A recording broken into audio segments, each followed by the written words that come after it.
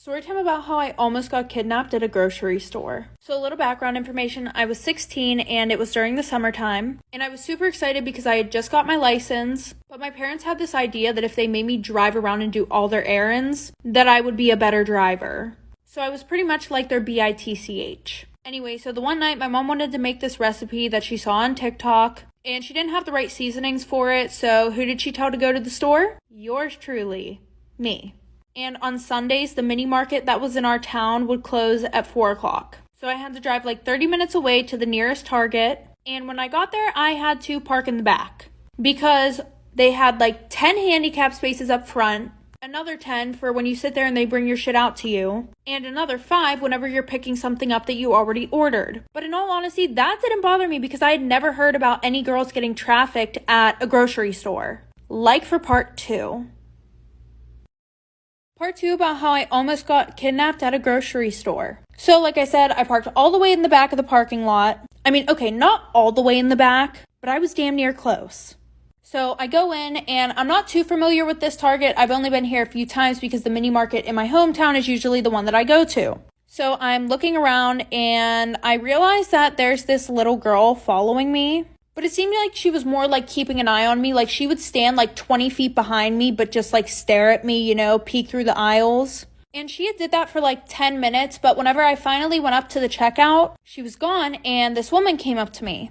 She was like, "Oh my gosh, have you seen my daughter? She was running around the store. I don't know where she is." So I described the little girl to her that I saw. And she was like, "Yeah, that's her. I can't find her. Will you please help me look for her?" And I didn't have the time for this because my parents were going to wring my neck. But I said, Storytime about why you should stay away from guys who just got out of a long-term relationship. So a little background information, I was 14 and I was in high school. And I had just moved from a normal high school to a special education unit where there was only about 60 to 90 kids. And I met this guy named Robert, and he was supposedly the most popular guy in school. He was a grade above me and he was super hot. He definitely had a reputation with the girls, and his body count was higher than his age. Well, I have a single stay-at-home mom, and her and I haven't had the best relationship, and she's kind of strict but also kind of not. Like, for example, sis will let me get my belly button and my tongue pierced, but will not let me hang out with boys. Does that make sense? Absolutely not, but here we are. Well, somehow Robert and I started talking, and then we started dating, and everything was going super good. I was seeing him every day, spending every single hour that I possibly could with him, until I came home one day with a hickey on my neck, like for part 2.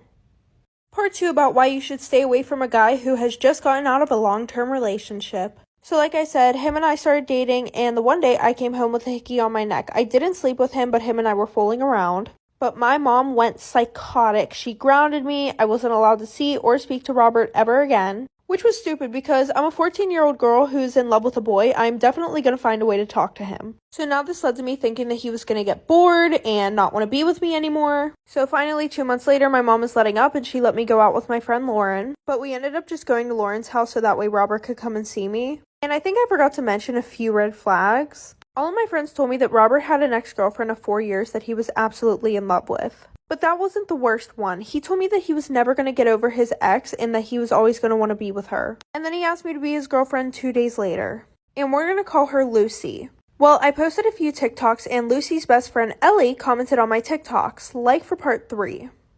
Part 3 about why you should stay away from guys who had just gotten out of a long-term relationship. Like I said, I posted some TikToks of Robert and I, and Lucy's best friend Ellie decided to comment. Ellie commented something along the lines of, "Look at Robert finally getting some attention." And Lucy, which is his ex-girlfriend, commented, "He can finally leave me alone now." So I screenshotted it and I showed it to Robert, and he was like, "Oh, just forget about it. It was nothing. Block them." But instead of that, I decided to be petty and I posted another TikTok saying, "Look at Robert finally getting some attention." 5 minutes later, Ellie Snapchatted me and she was like, "I don't know why you're doing that. Like, I just commented that because he was literally just texting Lucy on Christmas, saying that he misses her and he would do anything to get back together with her." So I screenshot it and I show it to Robert, and he doesn't say anything. He literally just straight up ignores me. So obviously we broke up. He got a new girlfriend and she would literally call me every name under the sun. So I gave her a little reminder that he's never going to get over Lucy. And I started dating Robert's best friend, and he is so loyal and I love him so much.